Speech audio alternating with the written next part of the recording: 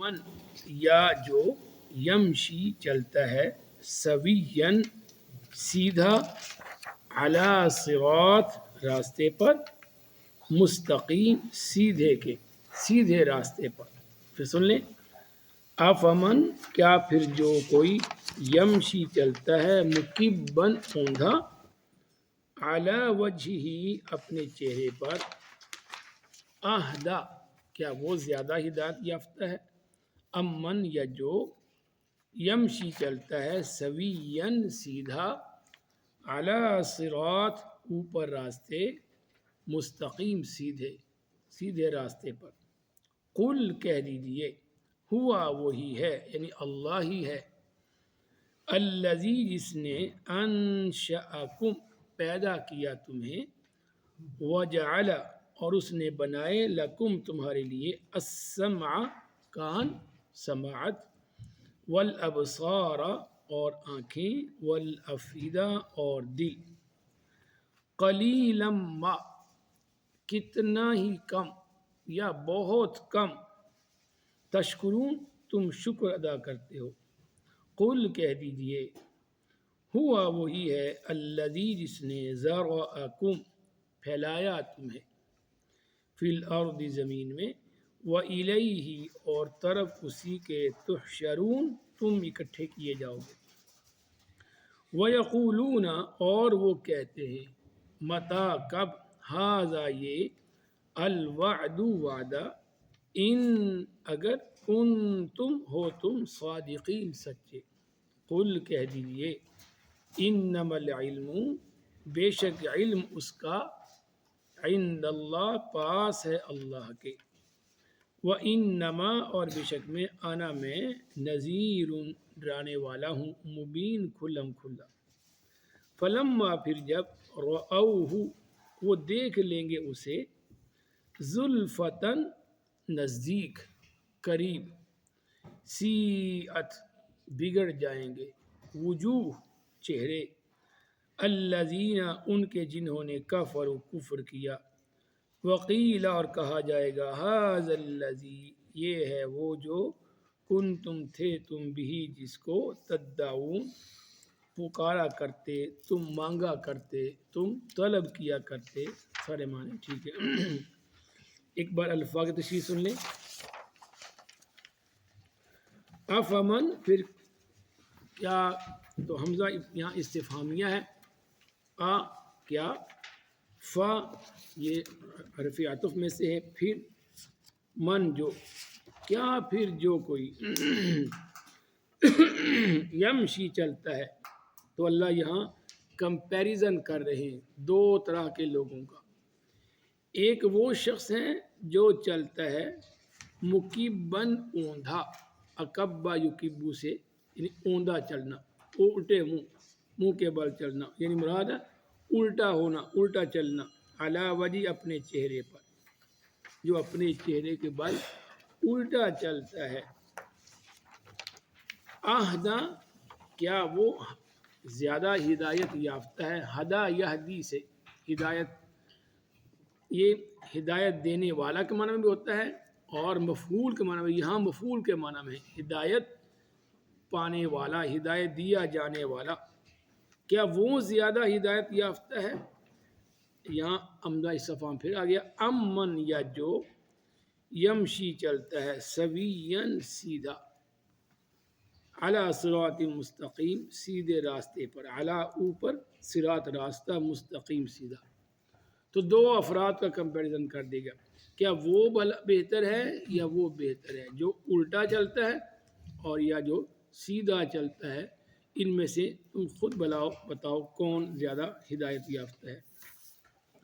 قل نبی کہہ دیے هو الذی یہ ہوا ضمیر غائب ہے ضمیر منفصل جدا کی ہوئی تو مراد اللہ کی ذات ہے. کہہ دیجئے وہی ہے الذی جس نے انشا ینشئ بتدریج کسی کو پیدا کرنا آہستہ آہستہ انشأکم اس نے پیدا کیا تمہیں وجعل اور اسی نے بنائے لکم تمہارے لیے السمع کان والابصار اور آنکھیں والافئدہ اور دل.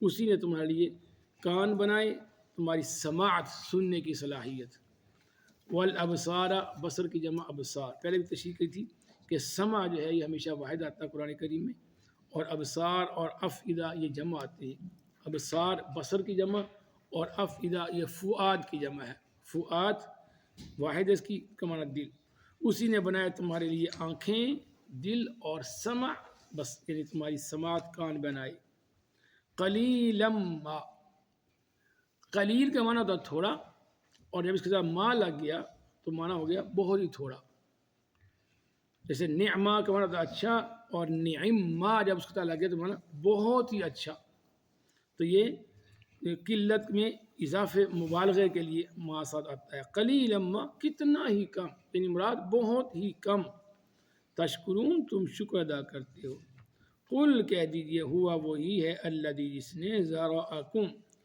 پھیلایا تمہیں، بکھیر دیا تمہیں، فی الارض زمین میں، وہی ہے جس نے پھیلایا تمہیں زمین میں، وإلیہ اور طرف اسی کے تحشرون تم اکٹھے کیے جاؤ گے، ویقولون اور وہ کہتے ہیں متی کب ہوگا، یعنی کب ہے، ھذا یہ الوعد وعدہ، ان اگر کن تم ہو تم صادقین سچے، اگر تم سچے ہو، یعنی مسلمانوں سے کہتے ہیں نبی علیہ السلام سے اور آپ کے ساتھیوں سے، اگر تم سچے ہو کہ قیامت ہوگی اور اللہ کے دربار میں اکٹھا کیا جائے گا تو کب ہوگا یہ وعدہ، قل کہہ دیجئے انما العلم بے شک علم، انما کا لفظ ہوتا ہے سوائے اس کے نہیں، یعنی اس کا علم سوائے اس کے کسی کو معلوم نہیں سوائے اللہ کی ذات کے، یا بے شک صرف اور صرف، تو اس کا معنی بے شک بھی ہے، اس کا معنی صرف اور صرف بھی ہے، بے شک صرف اور صرف علم،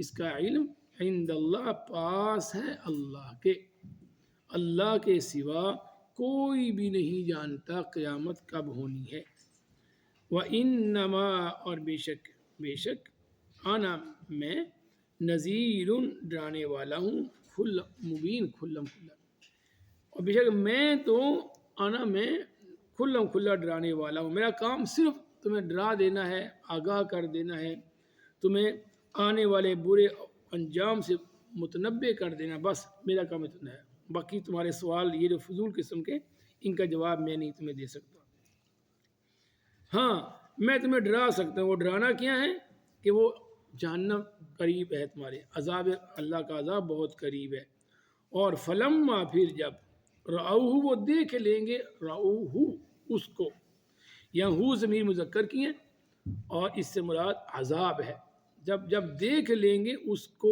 یعنی عذاب کو، اس وعدے کو جو پہلے گزر چکا ہے، متی ھذا الوعد وہ وعدہ، اگر جہنم ہو تو جہنم کے لیے مؤنث ضمیر آتی ہے، اور رأوہا ہونا چاہیے تھا، اس لیے یہاں ہو سے مراد وعدہ عذاب ہے، جب عذاب کا وعدہ دیکھ لیں گے، جب عذاب کو دیکھ لیں گے، زلفتاً نزدیک، جب قریب دیکھ لیں گے عذاب، یعنی جہنم قریب آ جائے گی، اور سارے وہ منظر دیکھ لیں گے، ہم موت کے وقت بھی ساری مراحل مراد ہیں، سیئت بگڑ جائیں گے، وجوہ وجہ ان کی جمع وجوہ،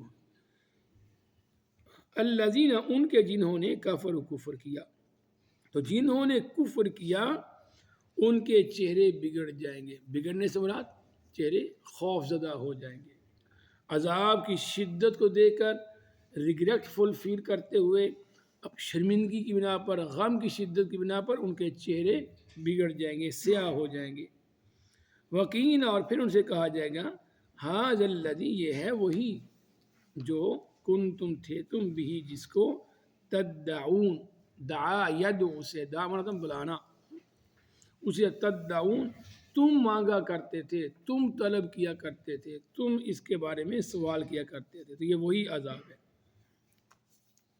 چلیں بسم اللہ الرحمن الرحیم،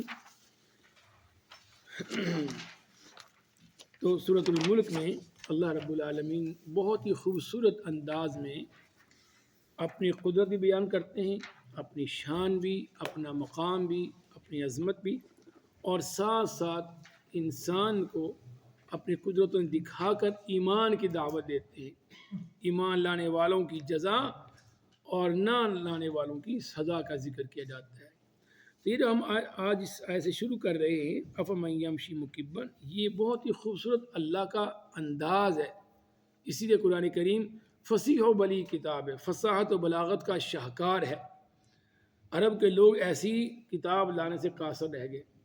تو یہ اسے کہتے ہیں تعریض، کنایے میں بات کرنا. تو اس کو آپ ذرا خود اس کو پڑھیں، سمجھیں اور پھر محسوس کریں کہ کتنا یہ خوبصورت انداز سمجھانے کا.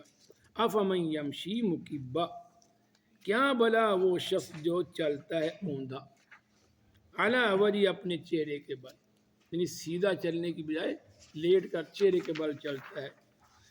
اہدا، کیا وہ زیادہ ہدایت یافتہ ہے، ام من یمشی سویا، یا وہ جو چلتا ہے سیدھا، بڑے اور چلتا بھی سیدھا ہے اور چلتا بھی اعلیٰ صراط مستقیم، صراط مستقیم پر چلتا، سیدھے راستے پر چل رہا ہے.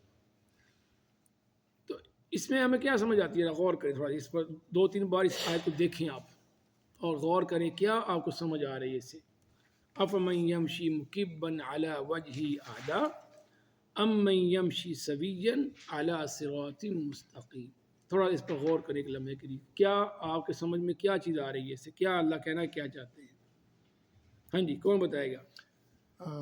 اس میں اللہ تعالیٰ فرما رہے ہیں کہ جو غلط راستے پہ چل رہا ہے، کفر کے راستے پہ چل رہا ہے، جو اوندے منہ چل رہا ہے، وہ تشبیہ ہے کہ وہ ٹھیک ہے، یا جو سیدھا صراط المستقیم پہ چل رہا ہے ایمان کے ساتھ؟ جی بالکل ٹھیک. اور کوئی؟ غرور بیسیکلی ایک قدرتی طریقہ تو یہ ہے کہ آپ سیدھے چلیں اور صحیح راستے پہ چلیں، لیکن کوئی الٹا چل رہا ہے بجائے اس کے کہ وہ ہدایت چلے، آسان طریقے سے چلے، مشکل. تو اللہ نے ہمیں شروع میں بتا دیا صراط مستقیم کے بارے میں. ہم نے ہر نماز میں دعا مانگتے ہیں اہدنا الصراط المستقیم، اہدنا الصراط المستقیم. تو پورا قرآن اسی صراط مستقیم کے بارے میں آگاہ کرتا ہے. یہ ہے صراط مستقیم. اور صراط مستقیم کیا ہے؟ دین اسلام، اللہ کی توحید کا راستہ، نبی صلی اللہ علیہ وسلم کی اتباع کا راستہ، یہی ہے. فاستمسک بالذی اوحی الیک انک علی صراط مستقیم. سورہ زخرف میں اللہ بتاتے ہیں کہ نبی، جو آپ پر وحی کیا جاتا ہے قرآن و حدیث، آپ اس کو مضبوطی سے تھامے رہے. انک علی صراط مستقیم، تو آپ یقین کریں کہ آپ سیدھے راستے پہ جا رہے ہیں بس. تو یہ وحی الہی جس کی 2 صورتیں، اللہ کی کتاب اور نبی صلی اللہ علیہ وسلم کی سنت، یہ وحی الہی. بس جس نے اس کو مضبوطی سے تھام لیا، سمجھو وہ صراط مستقیم پر جائے، وہ سیدھا جا رہا. وہ شخص سمجھو اس کے کامیاب ہونے میں کوئی شک نہیں ہے. جو آپ نے خود فرمایا تھا کہ جب تک تم دونوں کو تھامے رہو گے، لن تضلوا ما تمسکتم بہما کتاب اللہ و سنتی. جب اللہ کی کتاب اور میری سنت کو تم مضبوطی سے تھامے رہو گے، کبھی تم گمراہ نہیں ہو سکتے. یہ ہے صراط مستقیم اور یہ ہے نجات کا راستہ. سیدھا چلنا یہی ہے، بس قرآن اور حدیث، بس سمپل، اتنا آسان ہمارا خوبصورت دین ہے. کچھ مشکل نہیں ہے، کوئی ابہام نہیں ہے. ہاں، پڑھتے ہوئے سمجھتے ہوئے کچھ سمجھ نہیں آتی تو اہل علم کے پاس چلے جائیں، کسی امام کے پاس بیٹھ جائیں، مجھے بات سمجھا دو بس. لیکن منزل اور راستہ سیدھا ہونا چاہیے، نیت درست ہونی چاہیے، راستہ سیدھا ہونا چاہیے اور منزل متعین ہونی چاہیے. منزل یہ ہے اللہ اور اس کے رسول کی رضا، منزل یہ ہے کہ جنت کا حصول. راستہ سیدھا ہونا چاہیے اور راستہ ہے صراط مستقیم، دین اسلام، قرآن اور حدیث، بس کوئی تیسری چیز نہیں ہے. اور نیت یہ ہو کہ بھائی میں نے حق لینا جب ملے گا مجھے، بس جہاں سے مل جائے گا، بس جس لمحہ بھی میری عمر 50 برس ہے، 100 برس ہے، 70، اتنی عمر مرضی ہو جائے، جس دن مجھے حق مل جائے میں نے اپنے آپ کو تبدیل کرنا ہے. تو یہ ہے کامیاب شخص کی نشانی. اب اس کے مقابلے دوسرا کون سا ہے؟ جو یمشی مکبن علی وجہہ، جو پگڈنڈیوں میں جا رہا ہے. ایسے ہی ہے جیسے اب اس نے جانا یہاں ونڈسر میں جانا ہو اور وہ راستہ اور تو چل پڑے، کبھی ادھر جا رہا ہے، کبھی کسی اور تو راستے چل پڑتا ہے. اب سیدھا 401 جا رہا ہے، آرام سے جو چلے جاؤ اور آرام سے 2 گھنٹے میں آپ وہاں پہنچ جاؤ گے بس. لیکن یہ شاہراہ عام اتنا کھلا راستہ چھوڑ کر وہ پگڈنڈی کبھی ادھر مڑ جاتا ہے، کبھی ادھر مڑ جاتا ہے، کبھی ادھر مڑ جاتا ہے. تو کبھی اس کے آگے لیک آ جائے گی، کبھی اس کے آگے کوئی اور چیز آ جائے گی، کبھی فارسٹ آ جائے گا. تو وہ شخص کبھی منزل مقصود پر نہیں پہنچ سکتا جو اپنے راستے کو گم کر بیٹھے گا. تو آج کل کا زمانہ جو ہے یہ پگڈنڈیوں کا زمانہ ہے. پگڈنڈیاں، کتنے فتنے کھلے پڑے ہیں. ہر طرف لوگ بلانے والے ہیں، اور آپ نے خود ہمیں اس کے بارے میں سمجھا دیا تھا. آپ نے سیدھا راستہ کھینچا، خط کھینچا، کہا کہ یہ ہے میرا سیدھا راستہ، وَأَنَّ هَذَا صِرَاطِي مُسْتَقِيمًا فَاتَّبِعُوهُ وَلَا تَتَّبِعُوا السُّبُلَ فَتَفَرَّقَ بِكُمْ عَنْ سَبِيلِهِ. ایک سیدھا خط کھینچا، اور آپ نے اس کے دائیں بائیں کچھ اور بھی خط کھینچ دیے، اور کہا کہ یہ جو سیدھا راستہ ہے یہ میرا راستہ ہے دین اسلام کا، قرآن و حدیث کا، اس کی پیروی کرو. اور یہ جو دائیں بائیں میں نے خط کھینچے ہیں ادھر نہ مڑنا، کیونکہ ان میں سے ہر راستے پر شیطان تمہیں جہنم سے بلا رہا ہے. تو صراط مستقیم پر چلنے والا کامیاب ہے، اور وہ عقل مند ہے، وہ خوش نصیب ہے، وہ سعادت مند ہے جس نے اس کو چھوڑ دیا. کتنا مرضی پڑھا لکھا ہو، جتنا مرضی روشن خیال ہو، لیکن بھائی ہمیں ضرورت کی کیا پڑی ہے جب ہم یہ کہتے ہیں رضیت باللہ ربا وبالاسلام دینا وبمحمد الرسول، محمد النبی صلی اللہ علیہ وسلم، میں اللہ کو رب مان کر راضی ہوں، اسلام کو دین مان کر راضی ہوں، اور نبی صلی اللہ علیہ وسلم کو اپنے رسول اور نبی مان کر خوش ہوں، راضی. بھائی ہمیں ضرورت ہی کیا پڑی کسی اور تو دیکھنے کی، جھانکنے کی؟ تو یہ پگڈنڈیاں ہیں، یہ کھائیاں ہیں دائیں بائیں، جو ان میں گرے گا بس وہ گر جائے گا بس. تو یوٹیوب پر ہمارے سوشل میڈیا پہ آج کل ایسی بہت سی پگڈنڈیاں ہیں، بہت سی کھائیاں. کوئی آپ کو الہا کی دعوت دے رہا ہے، کوئی آپ کو انکار حدیث کی دعوت دے رہا ہے، کوئی آپ کو بغض صحابہ کی دعوت دے رہا ہے، کوئی آپ کو اور کسی نبی پر ایمان لانے کی دعوت دے رہا ہے. کتنے فتنے کھلے پڑے ہیں. تو یہ وہی مثال ہے، بھائی سیدھا راستہ ہے اور وہ بتا دیا گیا قرآن اور حدیث کا، اللہ اس کے نبی کا، بس اس میں شک ہی کیا رہے گا؟ اس میں کہ کوئی سوال سمجھ آتا ہے کسی بات بیٹھ جائے آپ سمجھ لیں، بس نیت درست رکھیں، منظر درست رکھیں، راستہ سیدھا چنیں آپ. تو اگر یہ راستہ گم کر لیا اور دائیں بائیں مڑ گئے، آپ نے اور طرف راستے ڈھونڈ لیے، اور اپنے ہدایت لینے کے لیے اور راستے ڈھونڈ لیے، کبھی اس کو سن رہے ہیں کبھی اس کو سن رہے ہیں، تو نتیجہ پھر یہ ہوگا ہدایت نہیں مل سکتی آپ کو، پھر گمراہیاں، پھر انسان آگے بڑھتا جائے گا. پھر ایک بار ایسا وقت بھی آئے گا کہ انسان کہے گا جی نماز کی کیا ضرورت ہے، یہ نماز کا طریقہ کہاں ہے قرآن میں. ایک وقت آئے گا وہ سارا دن اس کا کام صرف یہی رہ جائے گا، کبھی وہ امیر معاویہ کے بارے میں بحث کر رہا ہے، کبھی جنگ صفین کو ڈسکس کر رہا ہے، کبھی جنگ جمع کو ڈسکس کر رہا ہے. بس وہ بغض صحابہ میں ایسا پڑے گا، پھر ایمان کی روشنی ختم ہو جائے گی، دل پھر سیاہ ہونا شروع ہو جائے گا، دل بھی سیاہ اور اعمال بھی سیاہ کے. اس لیے اللہ یہ ہے تعریض، کنائے میں اللہ اشارے میں بات کر رہا ہے، بڑے خوبصورت انداز سے سمجھانے. یعنی معنی یہ ہے کہ سب سے بڑا ہدایت یافتہ وہ ہے جو سمپل سا راستہ چن لیتا ہے، صراط مستقیم، بس چل پڑتا ہے. دیکھو عرب کے لوگ جو بدو تھے وہ ان پڑھ تھے بات، اور وہ آتے تھے آپ سے 2-3 سوال پوچھیں اور جنت کا ٹکٹ لے کے چلے جاتے تھے. کتنے ایسے واقعات آپ کو ملتے ہیں. اکبر ایک شخص آیا کہ آقا بڑی بتائیے کہ کیا اللہ نے ہم پر کیا فرض کیا؟ فرمایا 5 نمازیں. پوچھا کیا اور بھی؟ کہا نہیں اور کوئی نہیں، ہاں الا ان تطوع، ہاں اگر تو نفل پڑھنا چاہتا ہے علیحدہ بات ہے. اور کیا فرض کیا؟ 1 مہینے کے روزے. پوچھا کہ اور بھی؟ میں نہیں الا ان تطوع، ہاں اگر تو نفلی رکھنا چاہتا ہے تیری اپنی خوشی ہے لیکن فرض 1 مہینے کے.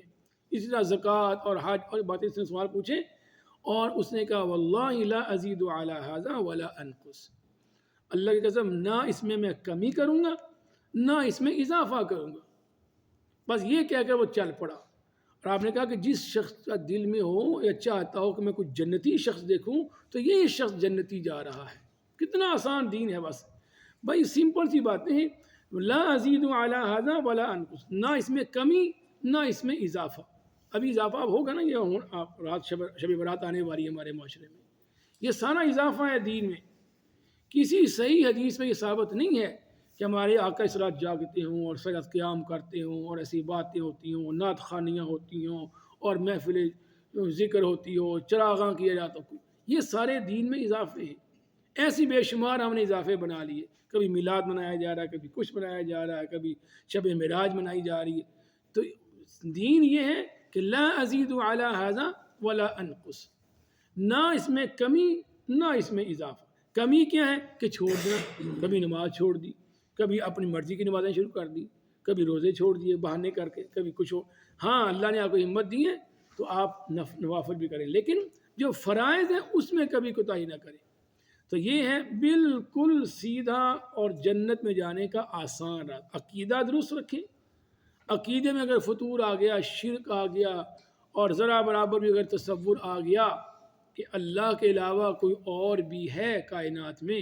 اب دیکھیں نا آپ سورہ ملک پڑھ رہے ہیں, ہم نے الف لام سجدہ پڑھی, 2 صورتیں سورہ فاتحہ پڑھ لی ہم نے, یہ تیسری صورت ہم پڑھ رہے ہیں. تو 3 صورتوں میں کیا اللہ کے علاوہ کسی اور کا ذکر ملا؟ کہیں بیان کیا گیا ہو کہ فلاں بابے بھی ہیں, فلاں کتب بھی ہیں, ابدال بھی ہیں, غوث بھی ہیں؟ کوئی کہیں پڑھا آپ نے؟ سورہ فاتحہ پڑھ کے دیکھ رہے ہیں, نہیں ہے ابھی کھولیں سورہ الف لام سجدہ پڑھ کے دیکھ رہے ہیں. پورا قرآن سورۃ الحمد سے لے کر سورۃ الناس تک سارا قرآن یہی کہتا ہے بار بار کہ اس کے علاوہ کوئی نہیں, وہی ہے جس نے سب کچھ پیدا کیا, وہی تمہیں رزق دیتا ہے, اسی نے تمہیں پیدا کیا, تمہاری سماعت بصارت سب کچھ وہی کرنے والا ہے, اس کے علاوہ کوئی کچھ نہیں. سب فقیر ہیں, سب محتاج ہیں, جنہیں تم بلاتے ہو, جنہیں تم پکارتے ہو, وہ ایک ذرے کے مالک بھی نہیں, ایک قطمیر کے مالک بھی نہیں, وہ ایک جھلی کے مالک بھی نہیں, وہ مکھی بنانے پر قادر نہیں, مکھی ان کا کھانا لے کے اڑ جائے واپس لینے پر قادر نہیں. کتنی باریں اللہ کہہ رہے ہیں, لیکن پھر بھی ہمارا عقیدہ کیا ہے, اور یہ فلاں بھی ہے, فلاں بھی ہے, فلاں بھی ہے, فلاں غوث اعظم.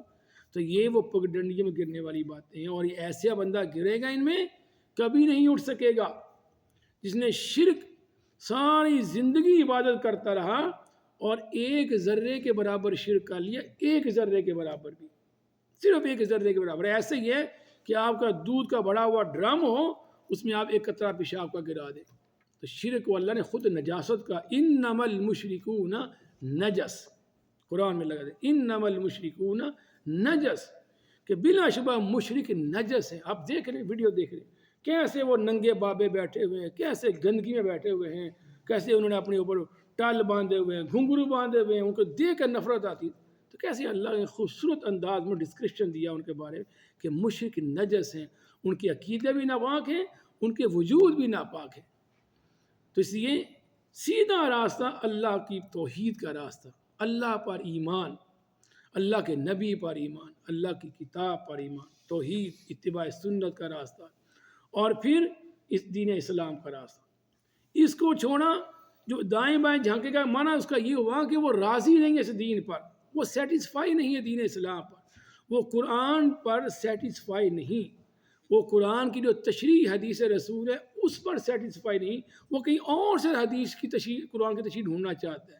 تو وہ گرے گا پگڈنڈیوں میں, وہ گرے گا, وہ اونٹے منہ گرے گا, اور پھر کبھی صراط مستقیم پر نہیں پہنچ سکتا. تو اس لیے یہ ہمیں اللہ سمجھا رہے ہیں کہ ہدایت سب سے اچھی ہدایت کس کی ہے, کہ جو قرآن و سنت کو پیروی کرنے والا, صراط مستقیم کی پیروی کرنے. اسی ہمارے پیارے نبی صلی اللہ علیہ وسلم ہمیشہ خطبہ میں یہ جملہ کہا کرتے تھے, فَإِنَّ أَحْسَنَ الْكَلَامِ كَلَامُ اللَّهِ وَخَيْرَ الْهَدْيِ هَدْيُ محمد صلی اللہ علیہ وسلم, کہ سب سے بہترین کلام اللہ کا کلام, اور سب سے بہترین ہدایت جو محمد صلی اللہ علیہ وسلم تمہیں دے کر جا رہے ہیں قرآن اور حدیث کی صورت میں. تو اس لیے جو اس سے خوش نہ ہوا, مطمئن نہ ہوا, وہ پھر دائیں بائیں جھانکے گا, اور پھر نتیجہ یہ ہوگا صراط مستقیم سے محروم ہو جائے گا. تو اللہ فرماتے ہیں قُلْ هُوَ الَّذِي أَنشَأَكُمْ, تو اے نبی ان سے کہہ دے کہ وہی ہے جس نے تمہیں پیدا کیا, کوئی اور نہیں اس کے ساتھ. آپ دیکھ رہے ہیں ہمارے ملکوں میں, آپ یوٹیوب دیکھ رہے ہیں, سارا دن ہمارے کچھ علماء ہیں جن کا کام صرف یہ رہ گیا کہ کبھی وہ غوث الاعظم کے نام سے بیان کر رہے ہیں کہ فلاں یہ ہے, کبھی وہ غریب نواز کا, ان کی زندگی اسی کے گرد گھومتی ہے. بھائی جس نے تمہیں پیدا کیا اس کا تمہارے اوپر حق ہے کہ تم اس کے ترانے گاؤ, اس کی حمد بیان کرو, اس کی شانیں بیان کرو, اس کی توحید کو بیان کرو. والذین آمنوا اشد حبا للہ, جو اہل ایمان ہیں وہ اللہ کی محبت میں سب سے زیادہ شدید ہوتے ہیں. یہ ہے ایمان, لیکن نہیں, ان کا یہ کام نہیں, کیونکہ انہیں دنیا عزیز ہے. وہ دنیا والوں کو خوش کرنے کے لیے کبھی اس کے ترانے, کبھی اس کی جھوٹی کہانی, کبھی اس کے قصے, کبھی وہ ہمیں اور شوف شوف بنا لیا, کبھی سارا اس کے پیچھے لوگ لگے ہوئے ہیں. اللہ پر ایمان ہی ختم ہو گیا, یہ عقیدہ ہی ختم ہو گیا کہ کوئی نفع و نقصان کا مالک نہیں. ایسے تو آپ کو بے شمار, آپ کو یہودیوں کے اندر مل جائیں گے, آپ کو عیسائیوں کے اندر مل جائیں گے, ہندوؤں کے اندر مل جائیں گے, شعبدہ بازیاں تو آپ کو ہر طرح مل جائیں گی آپ کو. تو عقیدہ اپنا مضبوط رکھیں کہ اللہ کے علاوہ کوئی نہیں. خود دعویٰ کرے نا انسان, یہ ہے قرآن, قُلْ هُوَ الَّذِي أَنشَأَكُمْ, وہ ہے اللہ جس نے تمہیں پیدا کیا. کوئی دعویٰ کرے کہ میں نے پیدا کیا, کوئی کہے کہ یہ غوث الاعظم نے پیدا کیا, جو انہوں نے بنا، ہم نے کسی نے کوئی دادا بنا لیا، کوئی کچھ بنا لیا، کوئی دعویٰ کریں کہ جی فلاں نے انسانوں کو پیدا کیا، پھر تو ہم مان لینا. پھر جب وہ دعویٰ کرے گا پوچھیں گے کہ جب یہ نہیں تھا تو پھر بھی تو انسان رہتے تھے، ان کو کس نے پیدا کر دیا تھا؟ وہ تو کل آیا اور پھر مر بھی گیا، اس سے پہلے جب انسان تھے وہ کس نے پیدا کیے پھر؟ تو اللہ کہتے ہیں اے نبی ان سے کہہ دیں هو الذی انشأ، وہی ہے جس نے تمہیں پیدا کیا. اور پیدائش کا ایک پروسیس ہے پورا، اس لیے انشأ کا لفظ آیا بتدریج کسی چیز کو پیدا کرنا.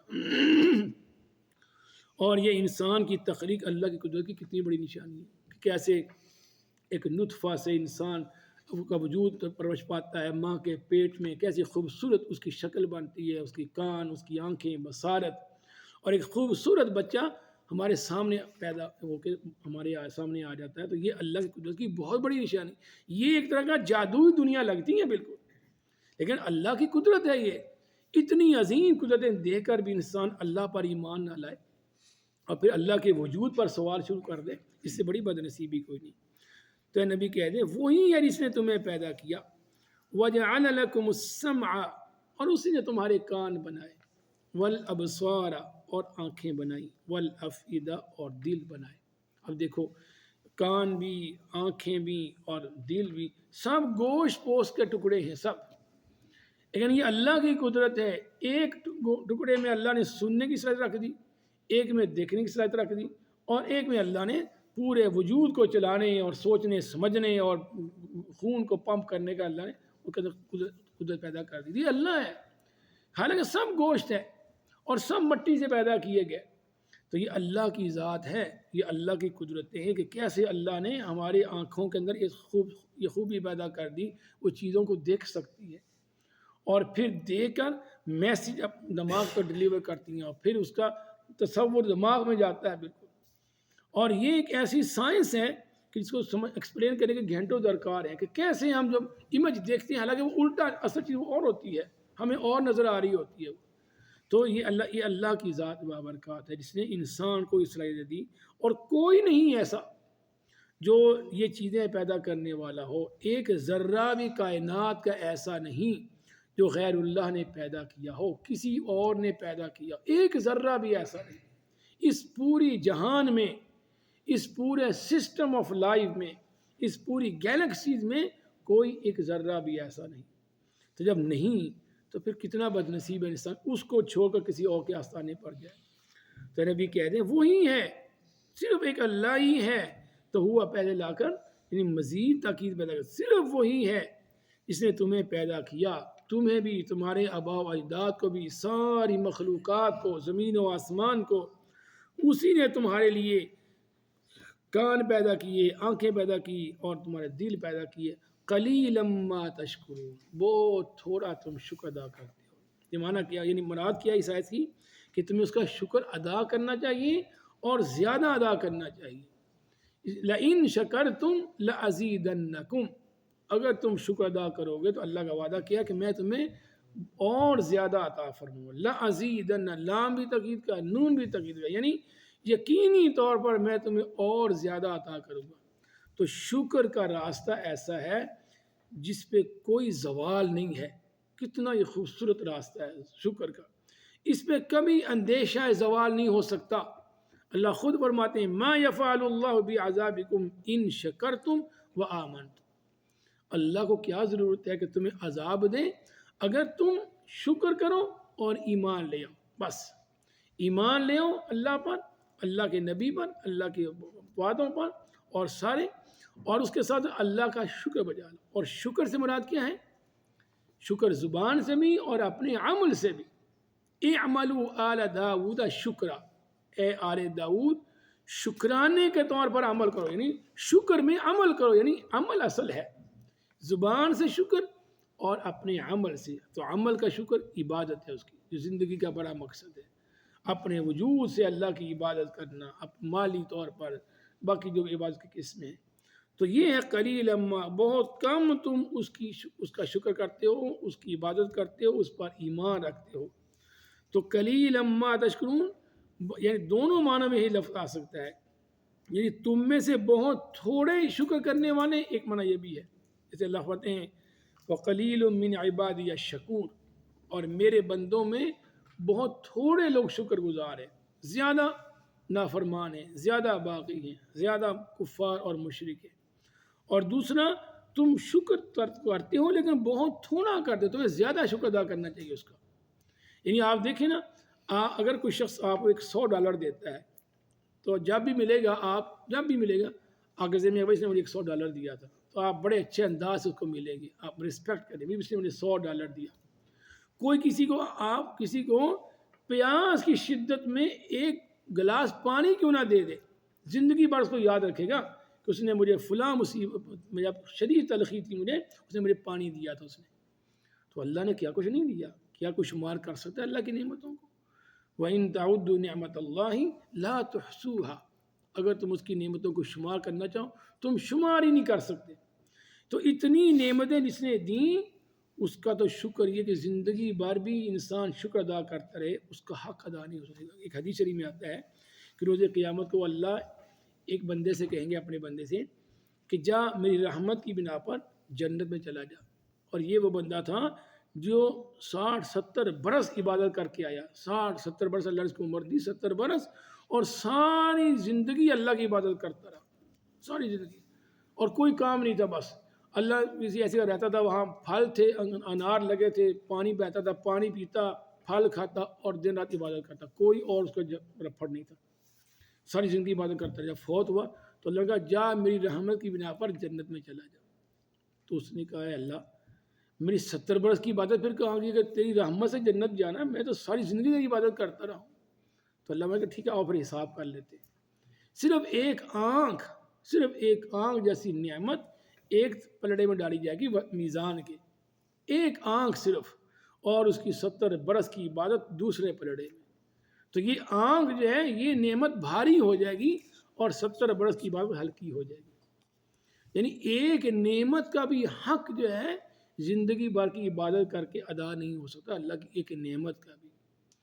اور یہ نعمت ہوتا پتہ چلا جب چھن جاتی ہے پھر احساس ہوتا ہے انسان کو کہ کتنی بڑی نعمت ہے۔ وہ آپ نے سنا ہوگا نا، خلیفہ ہارون رشید کے بارے آتا ہے کہ اس کو کسی نے کہا کہ تیری یہ جو ساری دولت تیری کنگڈم ہے، کتنی بڑی اللہ نے حکومت دی تھی، کہ وہ کہتا تھا جب آسمان پہ بادل دیکھتا تو کہتا تھا اے بادل تو جہاں بھی جا کے برس، تیرے برسنے سے جو بھی پیداوار ہوگی وہ میرے ہی دار الخلافہ میں آئے گی۔ یعنی اتنی بڑی اللہ نے ریاست دی تھی۔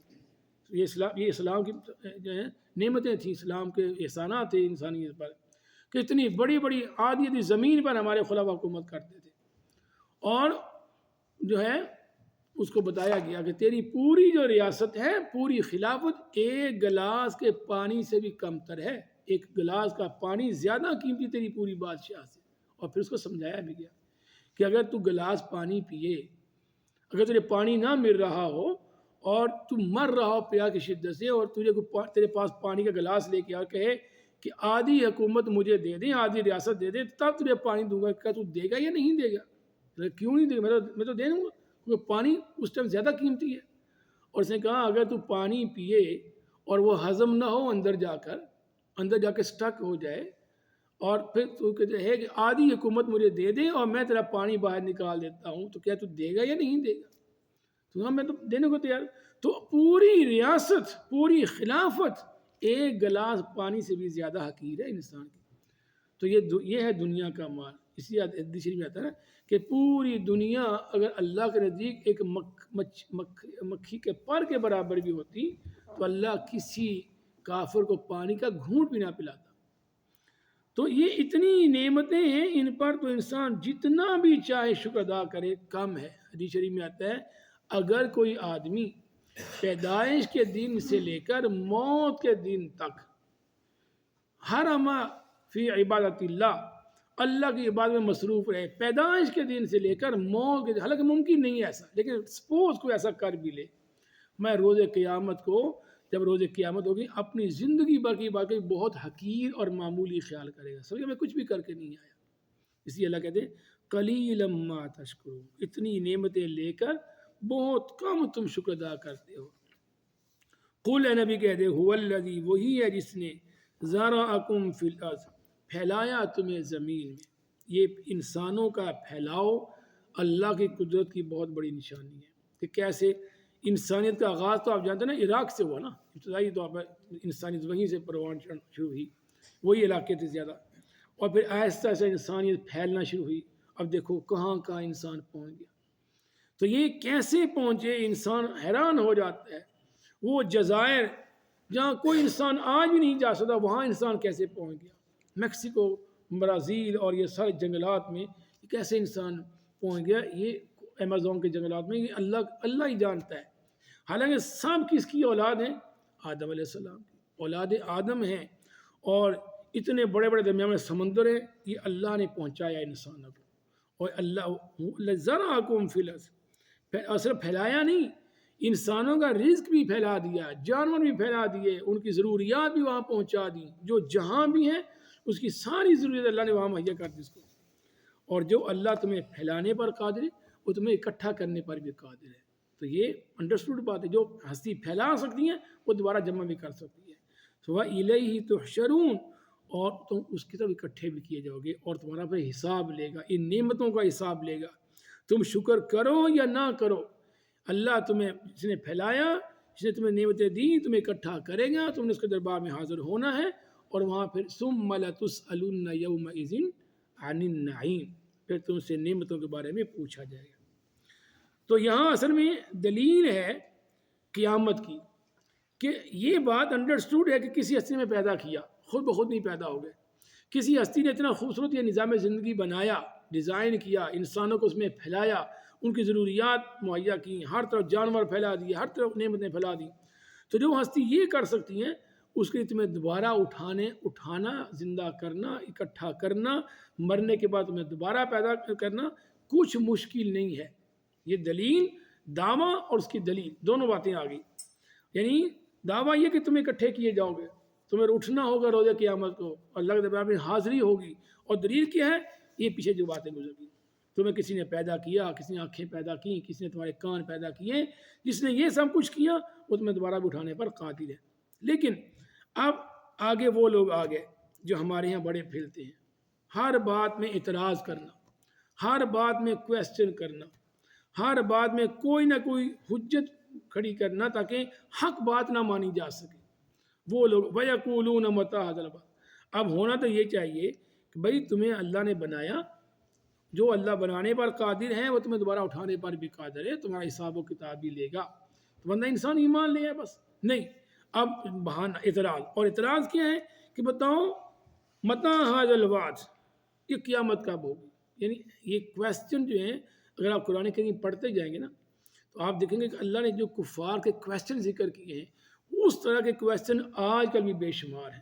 میں کل ایک ڈیبیٹ سن رہا تھا، ایک وہ ملحد ہے، خود ہے تو پاکستانی، تو وہ کسی عالم سے اس کی ڈسکشن ہو رہی ہے، تو وہ اعتراض سوال یہ کر رہا ہے کہ آدم علیہ السلام کون سی زبان بولتے تھے. اندازہ کرو بھائی تمہارا اسے تعلق کیا ہے اس زبان سے. وہ نہ اللہ کو مانتا ہے، نہ نبی کو مانتا ہے، نہ کچھ مانتا ہے کوئی. لیکن سوال یہ کر رہا ہے کہ آدم علیہ السلام اور اللہ کی جو گفتگو ہوئی تھی وہ کس زبان میں ہوئی تھی. تو یہ ایسے اللہ یہ جو سوال یا ان کو بتا رہے ہیں نا، اس لیے بتا رہے ہیں کہ اللہ کے باقی ایسے ایسے فضول سوال کریں گے جن کا مقصد کو تعلق نہیں ہے. اور آپ قرآن کریم کا اسلوب دیکھیں کتنا خوبصورت اسلوب. اللہ نے اس کا جواب نہیں دیا، پہلے ایک جواب دے دیا کہ بھائی اللہ کے علاوہ کوئی اس کو نہیں جانتا، پھر آگے اصل میں دھمکی دی ہے، کیونکہ ایسے لوگوں کا سوائے اس عذاب کے کوئی منہ بھرنے والی نہیں ہے. جو باغی سرکش ہیں وہ مرتے دم تک اعتراض پر اعتراض کرتے جائیں گے، ان کے مطالبے بڑھتے ہی چلے جائیں گے. ایک مطالبہ کیا وہ پورا ہوا، دوسرا مطالبہ کر دیں گے. اللہ خود فرماتے ہیں 8ویں سپارے کی جو پہلی آیت ہے، وَلَوْ أَنَّنَا نَزَّلْنَا إِلَيْهِمُ الْمَلَائِكَةَ وَكَلَّمَهُمُ الْمَوْتَىٰ وَحَشَرْنَا عَلَيْهِمْ كُلَّ شَيْءٍ قُبُلًا مَا كَانُوا لِيُؤْمِنُوا إِلَّا أَن يَشَاءَ اللَّهُ. نبی اگر آپ ان کے سارے مطالبے پورے کر دیں، جو کچھ یہ کہتے ہیں، فرشتے آ جائیں، مردے زندہ ہو جائیں، ہر چیز ان کے سامنے اکٹھی کر دیں، ما كانوا ليؤمنوا، پھر بھی ایمان نہیں لائیں گے. تو یہ اعتراض برائے اعتراضات پہلے بھی تھے، آج بھی ہیں اور ہوتے رہیں گے. اس لیے یہ بد نصیب ہونے کی نشانی ہے کہ انسان حق آنے کے بعد بجائے ایمان لانے کے اعتراض کرتا. وَيَقُولُونَ مَتَىٰ هَٰذَا الْوَعْدُ. جیسے ہمارے یہاں کہ جب لوگوں کو دعوت دی جاتی ہے اللہ پر ایمان لے آؤ، دیکھو یہ چیز بتاتی ہے، یہ اللہ ہے، خالق ہے، کس نے آنکھیں بنائی، تو پھر کیا سوال ہوتا ہے؟ پھر اللہ کو پیدا کس نے کیا؟ یہ نیا سوال کر دیا اللہ بھائی اللہ تمہاری حیثیت کیا ہے کہ تم اس چیز پر پہنچو؟ ابھی یہ تو مان لو نا کہ کسی نے تمہیں پیدا کیا، جب مان لیا تو پھر اس کی بات مان لو، وہ سوال کو چھوڑو جو چیز تمہارے کنسرن نہیں جس کا، لیکن نہیں پہلے یہ بتاؤ کہ اللہ کو پیدا کس نے کیا ہے، یہ بھی وہی ہے۔ بتاؤ قیامت ہوگی کب؟ بھائی قیامت ہوگی جب ہوگی ہو جائے گی، تم اس کی تیاری شروع کر دو۔ وَيَقُولُونَ مَتَىٰ هَٰذَا الْوَعْدُ إِن كُنتُمْ صَادِقِينَ، کب ہے یہ وعدہ؟ بتاؤ کب قیامت آئے گی؟ اگر سچے ہو کہ اللہ ہے تو بھائی سچے تو ثابت ہو گیا کہ کسی نے ہمیں بنایا، خود بخود اتنا خوبصورت نظام پیدا نہیں ہو سکتا۔ آپ کبھی انسانی باڈی کا پورا دیکھیں نا، وہ ملتے ہیں یوٹیوب پہ، وہ پورا ایک ایک آرگن بتاتے ہیں کہ جیسے ہم کچھ چیز کھاتے ہیں، مثال کے طور پر ایک پھل کھایا تو کیسے سارے سسٹم جو ہے نا ایک ترتیب سے فنکشن کرنا شروع کر دیتے ہیں، کیسے ڈائجسٹو سسٹم شروع ہو جاتا ہے۔ تو یہ خود بخود بن گیا کہ ایسا ممکن ہے کہ یہ سارا سسٹم خود بخود بن جائے، اور جس کے یعنی ایک ایک چیز بتاتی ہے ہمارے وجود کی کہ کسی نے یہ باڈی بنائی ہے، لیکن نہیں بتاؤ قیامت کب آئے گی؟ بھلے یہ بتاؤ۔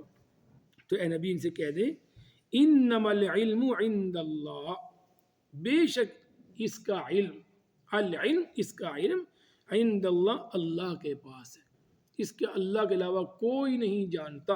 انما العلم عند اللہ، کہ بے شک اس کا علم صرف میں نہیں جانتا، یعنی مانا یہ میں نہیں جانتا۔ یہاں علم غیب کی بھی نفی ہے کہ اللہ کے نبی صلی اللہ علیہ وسلم کے پاس علم غیب نہیں تھا۔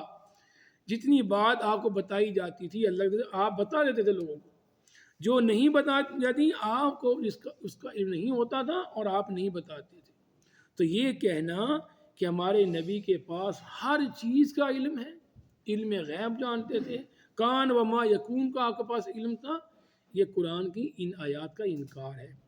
کہ نبی ان سے کہہ دیں کہ قیامت کا علم صرف اللہ کے پاس ہے۔ دوسرے مقام اللہ لا یجلیھا لوقتھا الا ھو، کوئی نہیں ظاہر کرے گا اس کے وقت کو سوائے اس کے، وہی ظاہر کرے گا قیامت کو جب اس کا وقت آئے گا۔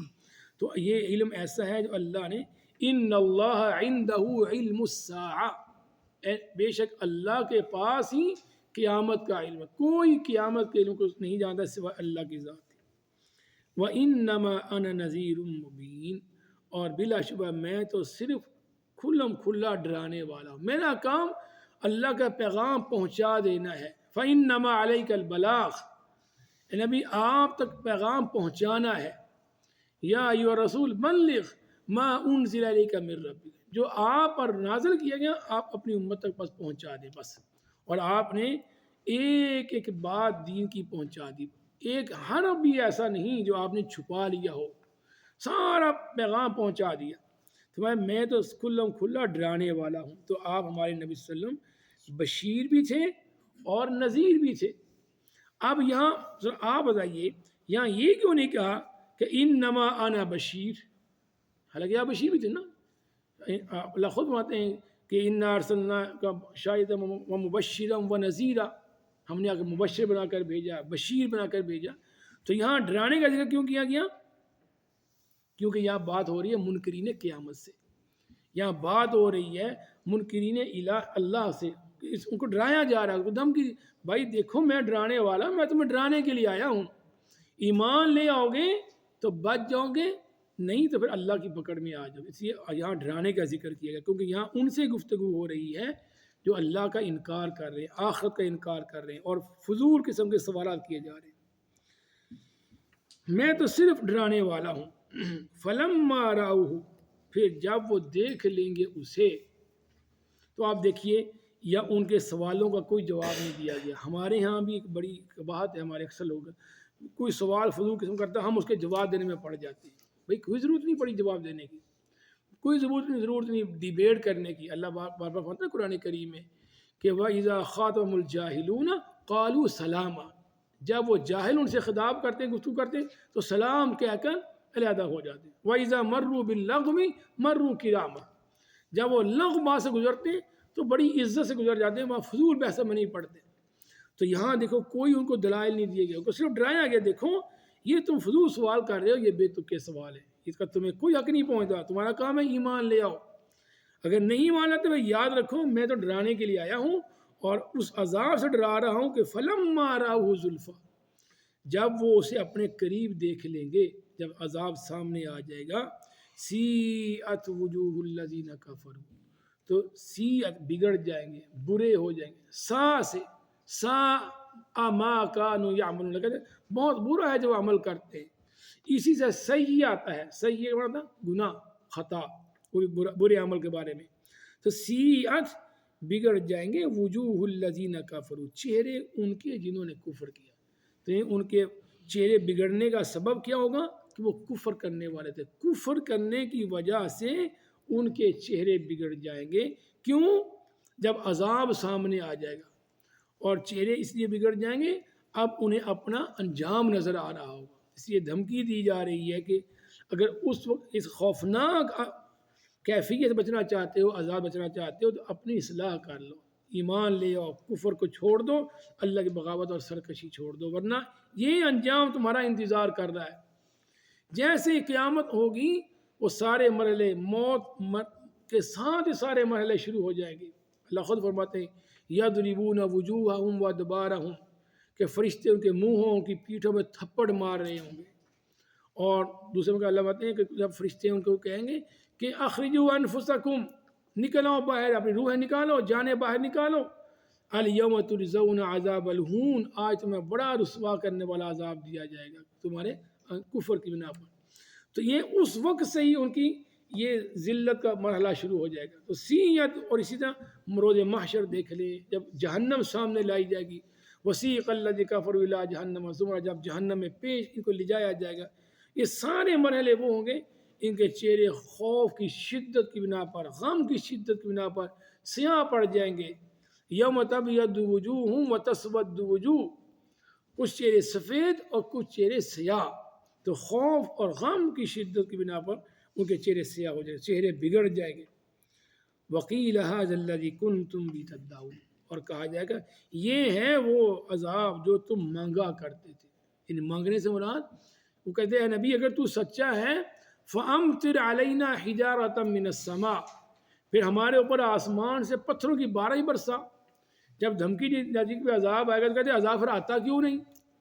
تو طلب کرتے انسان جو ہے، جیسے آج بھی ہے بے وقوفی سے، پھر عذاب لاؤ نا بھائی۔ عذاب جب آئے گا تو سیئت وجوہ الذین کفروا، پھر اس وقت کوئی نہیں بچ سکے گا، پھر ان کے چہرے ذلت کی بنا پر، شرمندگی کی بنا پر، خوف کی شدت کی بنا پر بگڑ جائیں گے۔ لیکن اس دن کا پھر بگڑنا، اس دن کا شرمندہ ہونا، توبہ کرنا، ایمان لانا، کچھ بھی تمہیں فائدہ نہیں دے گا۔